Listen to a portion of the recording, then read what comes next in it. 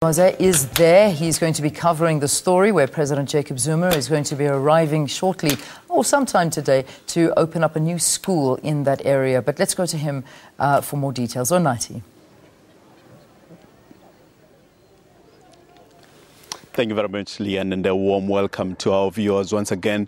We are still broadcasting right here from Mvezo. It is a big day here. It is the opening of the Lewanika Makgato primary school, a measure of two schools, Nkosi Primary School and Mvezo High School. It was merged as a result of the Department of Education rationalisation program, and today it is being handed over to the community by the State President, His Excellency President Jacob Zuma.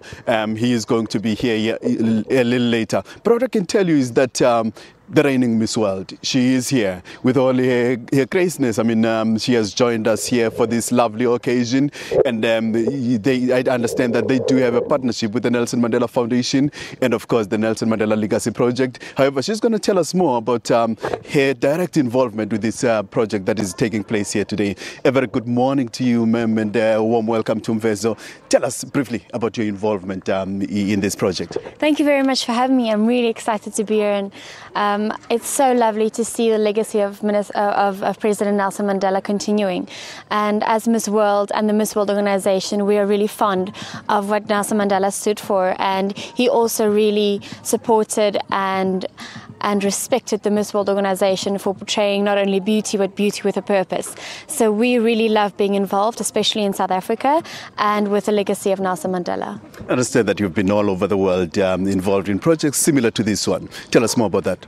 We are really passionate about children and creating opportunities for them to reach their dreams. So we love working with children when it comes to schools and education, but also when it comes to health, especially children with autism. We have a school in London called the Brent Knowles School, a school for children with autism. We recently opened a school in Mexico and also in Jamaica, the first model classroom for children with autism in Jamaica. So we're really privileged to be a part of such a big legacy, and also helping to make sure and ensure that children have a future and opportunities.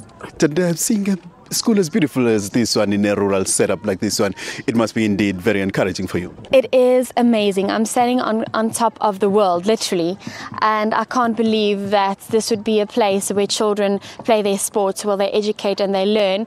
This is really a symbol of hope, and I think it is such a beautiful environment for children to dream and to achieve their dreams. All right, just before I let you go, I know you've been here for just a few minutes at the moment, but you may have seen quite a few things here. The message you may have for these young learners that are standing behind you right now. You know, the one thing that I really hope that this school portrays and stands for is a can-be attitude. Whether you come from a small town, wherever you come from, you can do it. You know, the government in South Africa has so many opportunities for children and for the youth, and it's our privilege and our responsibility to educate ourselves and be ready for those opportunities. So wherever you come from, take the opportunities that lies in front of you, educate yourself, and just believe that you can do it. Have a can-do attitude. Thank you very much for your time. Well, there you have it from the beautiful lady herself, that it doesn't matter where you come from. If you have it burning in your heart, then you can achieve it. I mean, there's no better testimony of that than Tata Nelson Mandela, born in this village nearly a century ago, 97 years to be exact. He defied the odds, being born in a rural setup like that, in a rather sadly segregated South Africa. However, he defied the odds and went on to achieve greatness. And he's now plowing back, ensuring that the children of this community have a better future than he did, and can actually go on to achieve even greater things than he did. With that, let's wrap and hand back to you guys in Joburg.